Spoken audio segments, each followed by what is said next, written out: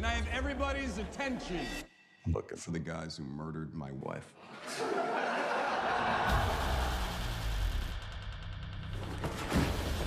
Are you one of them? Yeah. Stanley can take over. Thank you. I now have full control. Hi. You upgraded. Now you're stronger. Faster. Better than everyone else.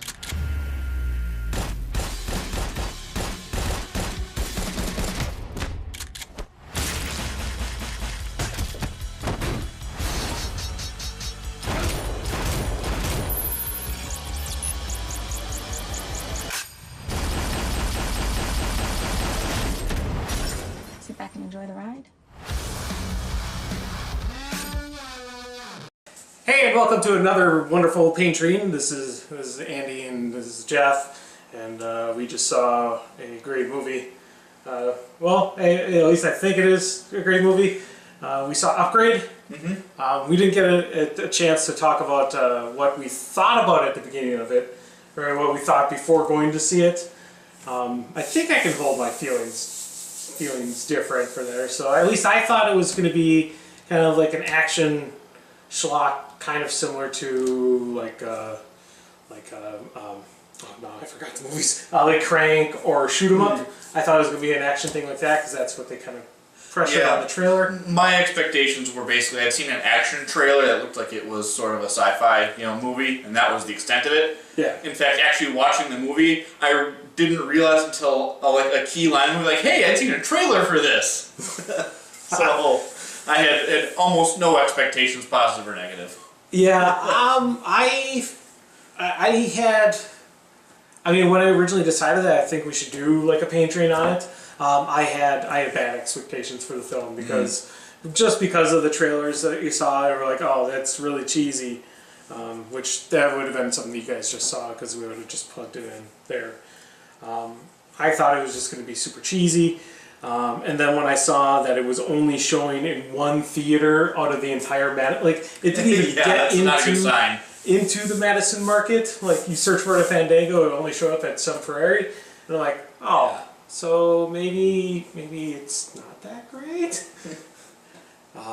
Yeah, it was really weird it didn't show up in any of Madison at all. Yeah, it must have been. Well, it had to have been a smaller production company. They didn't have a slew of different producers and sponsors when they were starting it off. So. No, it's I believe it's Blumhouse is the kind of the horror place. Yeah. So I mean, the gore in it was pretty good. Yeah, there was a couple of spots I was squirming in my seat. Yeah. It's so I guess to quickly go over the quick point, the plot of the film is it's about a guy who is in an accident. He gets paralyzed, and he has a chip that's thrown into his neck, a la Dr. Octopus for Spider-Man 2. And then he gets basically the chip becomes sentient, or it is sentient already. Yeah, it starts off that way pretty much. And takes control of his actions and gives him powers, basically. Yeah.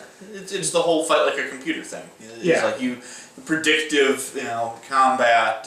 He knows how to use the muscles as is. And yeah, muscles don't work that way. Yeah, there were a couple spots where like, I know there's a computer in your brain, but you still need to bend your knees to stand up in almost any given circumstance. Like, he did a lot of this like levitation standing. Yeah, he levitated with somebody on top of him in the film. Because he was being arrested at that point. Overall, I would say I like the film, but it's one of those movies where the trailers gave away almost everything. The obvious plot is obvious. Yeah. That was the biggest problem I have with the film, is that the guy, spoilers, the guy who implants the thing, the chip, the chip, the stem, is the villain. There is a slight plot twist to that though too, but but that occurs over about 4 or 5 lines of dialogue, and that's all you really need to go like, oh wait. Yeah. Oh wait, the true enemy is. Oh, yeah, I was gonna say it's very much a Final Fantasy ending to the movie, like, but the real villain is. Yeah. Overall, the action was pretty decent. I wish there was a little bit more character development for even the villains were really just thrown away. Yeah, there's almost no character on whatsoever. Even the protagonist is pretty much a husk of a character. I see what you did there. What I meant to do. Computers in control. Well, no, because if you think about his character development, he basically starts in his shop working on his car, and he loves his wife, and then he doesn't have that stuff anymore. Yeah.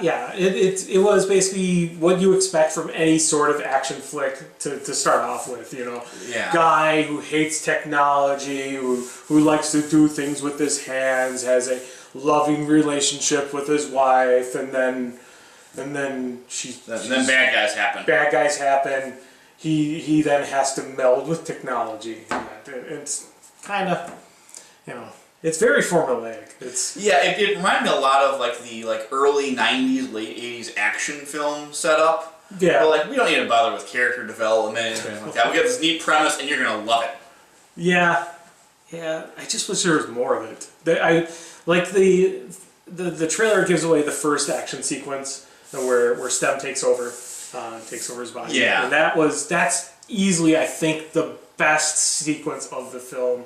Is just when he's just doing things to things, and he's questioning everything, and you know. Well, because he's doing all these really awesome action sequences, and he's got this confused and terrified look on his face the whole time. Like, what's happening? Oh, I'm winning, but this is bad. Yeah. Oh, please don't get up. Please don't get up. Yeah. Overall, I don't know. I think it was a. It was a fun movie. It's not gonna break records, especially when it's only showing up in limited theaters. Yeah, I think it was supposed to be world a full release this weekend. Yeah.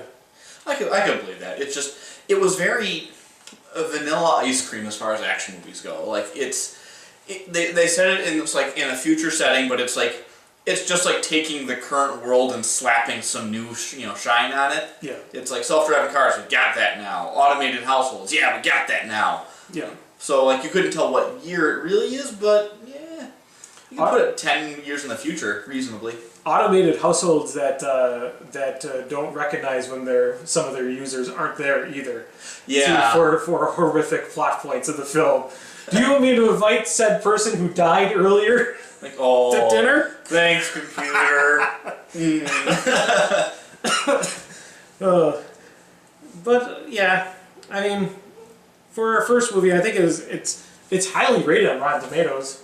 Well, because there's not, if you just take it at a core screening, there's not a lot that's distinctly bad. Like if I'm trying to find bad points about the movie, it feels like I'm nitpicking, but there's a lot of things to nitpick, so it goes together really poorly. Like I had problems with the tone of the film. I couldn't tell if it was supposed to be like this happy-go-lucky action film, or if it was supposed to be this dark and grim setting.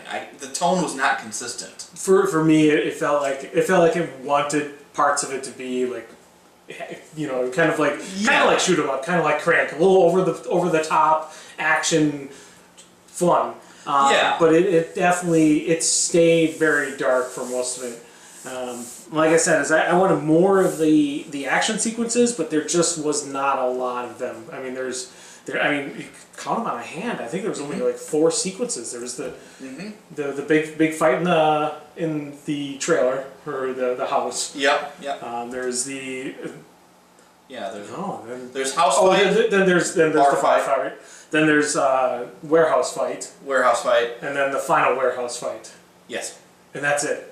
Because the final sequence of the film where the confrontation there, that's not even exactly a fight sequence. It's the thought that came through my head as we were discussing this. It feels a lot like they took Crank and then just kind of try to wedge it into Blade Runner. Sure. Sure. They got this nice tone, this overview, this computers control everything, but then we're gonna make it playful and fun with big action scenes, and then it just. Yeah. I'm curious if they are thinking that this is going to start up something.